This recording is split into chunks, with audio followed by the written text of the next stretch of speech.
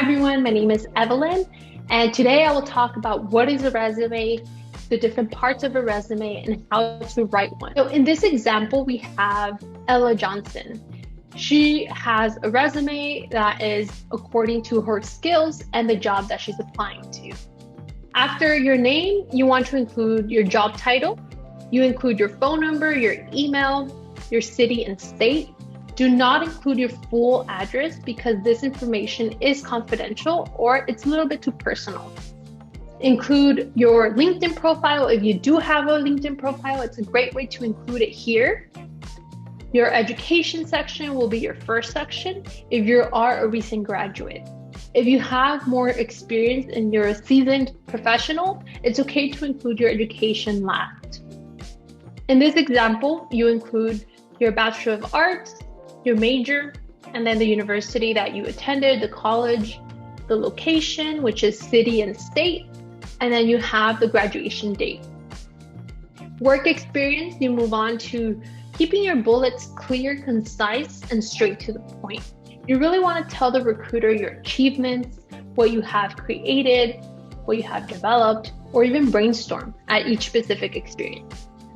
You want to include all your dates on the right and start with a strong action verb. This verb will lead to your bullet points. For example, you can say collaborated, developed, researched, brainstormed, created, and the list of bullet points and action verbs go on. Start with this action verb and then focus to describe your responsibilities, moving on to your results. So the three main questions that you want to answer when you're writing your bullet point is number one, what did you do? Number two, how did you do it? Number three, what was the result? This creates a perfect bullet point and it really explains to the recruiter, hiring manager, or the person reviewing your resume that you have that experience and the right fit for the position.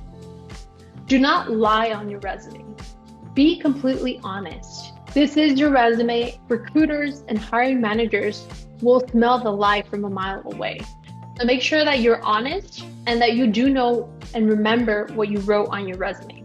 Maybe it's an experience from 3 years ago, 4 years ago.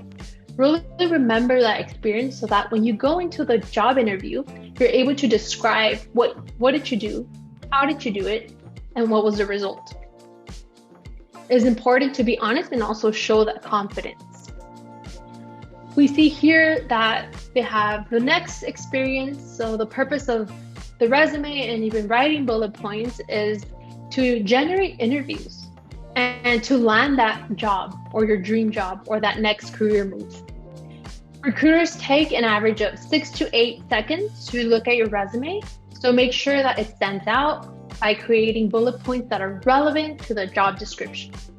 Include any keywords that are needed so that you can transfer those skills to your resume. Do not use too many bullet points or too many paragraphs because this can be distracting.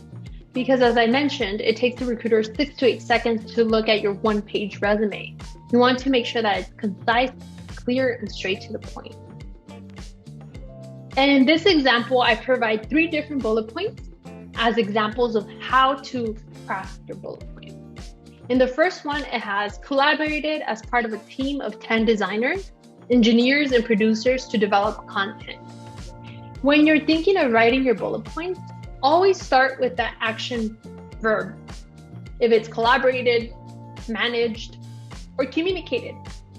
And whenever possible, quantify. So here we see that collaborated as part of a team of 10. 10 is that number that is quantifying. Over here, they're using dollar signs. They managed a $20,000 budget using Excel and project management skills to exceed profit goals. In the next one, they tell us they communicated with 256 crew members. These are different ways that you can quantify each bullet point and really making yours stand out. Skills that you can write are anywhere from software skills, which are more hard skills, versus social media, which are a little bit more soft skills, and languages. So if you're bilingual in Spanish and English, you can write those skills. Then you can move on to leadership experience. This can be any involvement at your school, outside your school, in your community. You can write, in this example, they wrote UCLA Student Association, and you can use the same formula you use to create your bullet points here, which is answering those 3 questions. What did you do? How did you do it? And what was the result? Using this formula will really help the recruiter, the hiring manager, understand your impact in each experience.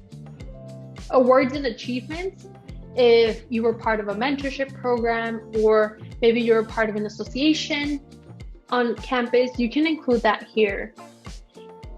My favorite, last but not least, are the interest section.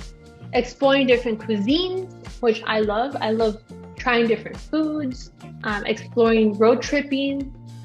If you are into attending car shows, you can write that there. Playing violin, maybe you play the piano, maybe you like hiking, running, or any other interests that you want to talk about, you can include it on your interest section.